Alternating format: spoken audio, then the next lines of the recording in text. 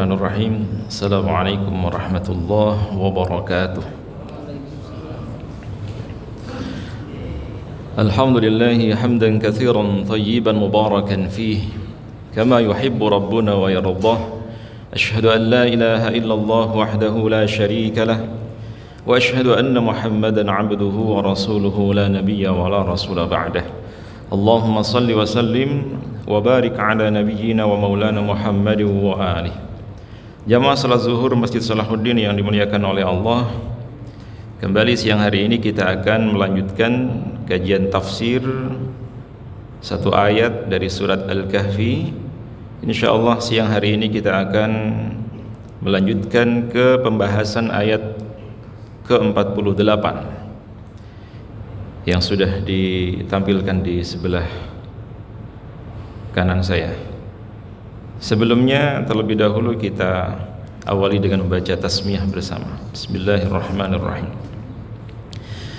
Saya bacakan terlebih dahulu satu ayat ini, insyaallah akan kita lanjutkan dengan tadabbur bersama. Mudah-mudahan Allah turunkan rahmat dan keberkahannya untuk kita semuanya. Amin ya rabbal alamin.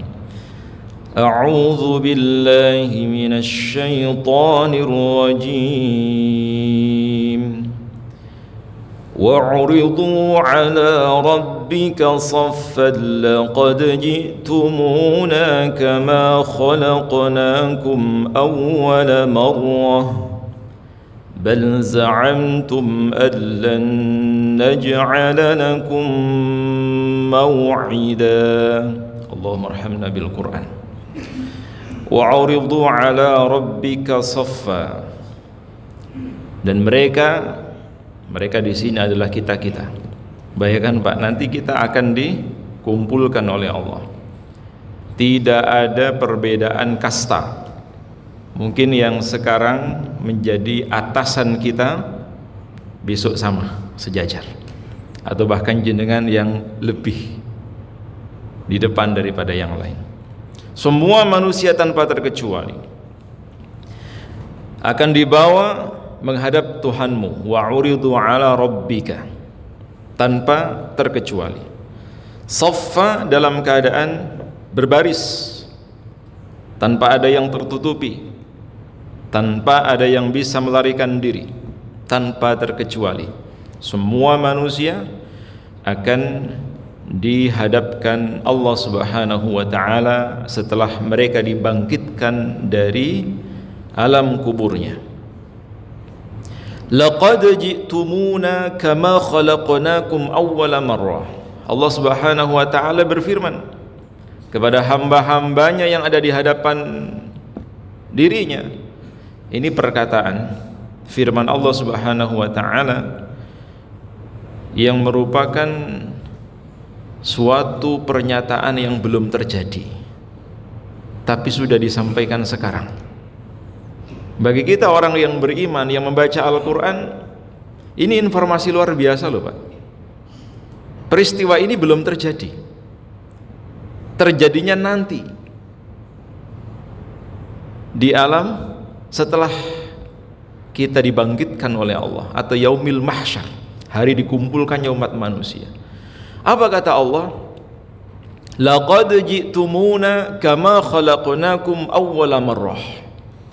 Sesungguhnya kami mendatangkan kalian, kita semua ini manusia, kami hadapkan kepada kami datangkan kepada kami, datangnya kalian itu sebagaimana pertama kali kami ciptakan kalian. Masih ingat kondisi saat kita dilahirkan itu seperti apa? Ketika masih bayi procot itu, jadi sudah memakai jam, sudah pakai kain lurik, sudah pakai kain batik, di rumah, di garasi ada kendaraan atau tidak, di rekening buku tabungan kita ada saldonya atau tidak, sudah punya istri atau belum, sudah punya anak atau belum. Itu gambaran saat kita nanti akan dihadapkan atau didatangkan di hadapan Allah Subhanahu wa ta'ala, kita tidak bersama siapa-siapa dan tidak membawa apa-apa. Tidak disertai anak, tidak disertai keluarga, tidak disertai pengikut, nggak punya pengikut. Walaupun punya pengikut banyak, followernya banyak, punya bawahan banyak, nanti datang menghadap Allah sendiri-sendiri. Jadi kalau ada pengadilan di dunia, ada yang lebih dahsyat lagi, yaitu pengadilan yang sesungguhnya, pengadilan yang sebenar-benarnya, yaitu pengadilan di hadapan Allah Subhanahu wa Ta'ala. Allah akan mengadili hamba-hambanya seadil-adilnya. Kalau kita tidak membawa apa-apa, keluarga tidak diikut sertakan, anak juga tidak diikut sertakan, kekuatan apapun juga tidak akan dilibatkan. Lantas apa yang kita bawa? Yang kita bawa menghadap Allah hanyalah amal kita, hasil dari perbuatan kita. Mana yang lebih mendominasi, yang baik atau yang buruk? Maka setelah kita mengetahui peristiwa yang akan terjadi nanti, hidup di dunia ini hanya untuk beramal. Untuk beramal. Fastabiqul khairat, banyak-banyakan amal, Pak. Orientasi tujuan hidup kita sudah mulai bergeser ini. Kalau selama ini membangun relasi, jaringan, ya mengumpulkan harta, bolehlah kalau memang tujuannya untuk akhirat. Tapi kalau tidak ada tujuan yang jelas, seolah-olah kita hidup di dunia ini selama-lamanya, celaka kita. Padahal ada satu momentum, satu peristiwa yang pasti akan terjadi, di mana Allah Subhanahu wa Ta'ala akan mengadili hamba-hambanya, mengadili kita semuanya. Dan ketika kita menghadap Allah, kita tidak membawa apapun, tidak bersama dengan siapapun, kecuali apa yang dulu kita lakukan di dunia. Maka alangkah bahagianya mereka yang dikawal oleh solatnya, disertai oleh tilawah Qur'annya, diterangi oleh solat tahajudnya, dinaungi oleh sedekahnya, termasuk mendapatkan doa-doa dari anak-anak solehnya. Bahagia mereka. Tapi yang tidak punya apa-apa, sedekah jarang, kikirnya minta ampun, sholatnya juga jarang, kadang hanya kalau perlu, kalau butuh, ya, tanggal tua baru sholat, tanggal muda lupa sholatnya, habis nih. Tilawah Quran bahkan tidak pernah. Apa yang kira-kira bisa dibanggakan nanti? Nggak ada, tidak ada. Semuanya tidak ada yang berani menyertai. Semua tidak ada yang berani menjamin, kecuali amal solihnya masing-masing. Kalau di dunia ada yang menjamin, saya sebagai jaminannya, saya sebagai tebusannya, ya, bayar berapa bisa. Tapi kalau nanti nggak bisa. Allah nggak butuh uang, Allah tidak butuh uang, tidak bisa disogok Allah. Maka kondisi yang seperti ini mudah-mudahan semakin menyadarkan kita tentang orientasi hidup di dunia ini hanya untuk beramal, hanya untuk beribadah kepada Allah Subhanahu wa Ta'ala. Apapun yang Allah amanahkan kepada kita, jadikan itu sebagai sarana untuk beribadah kepadanya.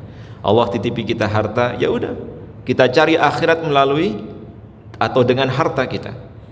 Kita dikasih amanah oleh Allah, misalnya jabatan atau apapun, ya kita gunakan itu untuk kemaslahatan umat manusia.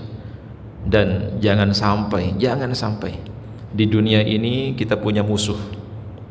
Wah, itu bahaya itu. Jangan sampai di dunia ini kita pernah menzolimi seseorang, apalagi orang banyak. Menzolimi siapapun, itu akan menjadi penghambat dari kelanjutan perjalanan kita menuju surganya Allah Subhanahu wa Ta'ala. Jadi sebuah renungan sebetulnya. Walaqad ji'tumuna kama khalaqnakum awwala marrah. Kalian akan datang kepadaku, kata Allah, sebagaimana ketika kami ciptakan kalian pertama kali di dunia ini. Kita lahir ke dunia ini tidak membawa apa-apa, dan nanti kita menghadap Allah, mati itu juga tidak membawa apa-apa. Sekaya apapun seseorang di Jogja atau bahkan di dunia, ketika kematian disampaikan, ya berita kematiannya disebar, udah, ya seperti yang kemarin saya sampaikan, hartanya mungkin ikut, dia punya mobil, mobilnya dipakai mengiringnya ke pemakaman. Dia punya keluarga, keluarganya ikut, mungkin istrinya ikut, anaknya ikut, termasuk juga kerabatnya ikut, tetangga kanan kirinya ikut, tapi hanya sebatas sampai tempat peristirahatan terakhirnya, sampai kuburan. Gak ada yang berniat, saya tak semalam menemani, suami tercinta, istri tercinta, ayah tercinta, enggak. Bahkan kuburannya belum kering udah ditinggal nikah lagi kan. Anaknya mungkin rebutan warisan, padahal kuburannya belum kering tuh. Tidak ada yang kita bawa kecuali yang satu, yaitu amal yang selama ini mungkin jarang mendapatkan perhatian atau yang sering diabaikan.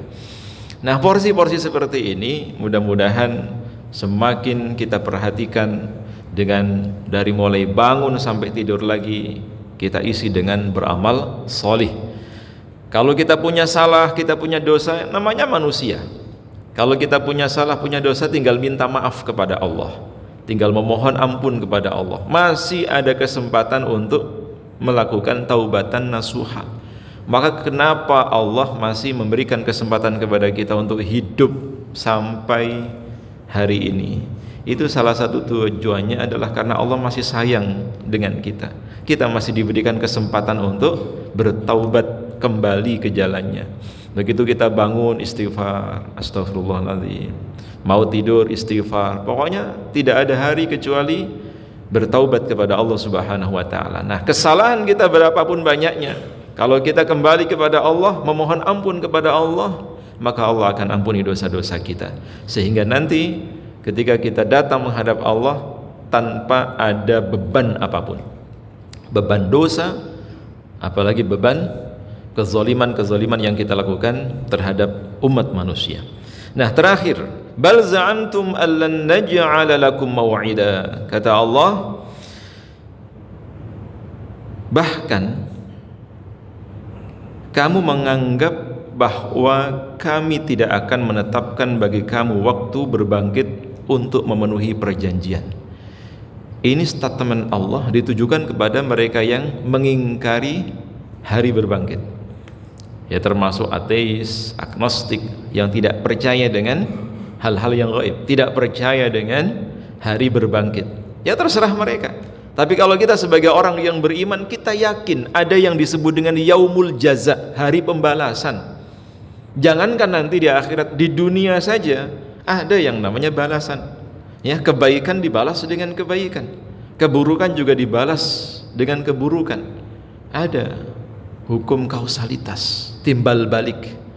Kalau kita berbuat baik, tidak usah menunggu, pasti kebaikan yang kita lakukan akan kembali kepada diri kita. Begitu pula sebaliknya. Apalagi nanti di akhirat, lebih mengerikan lagi bagi yang tidak mempercayai hari itu.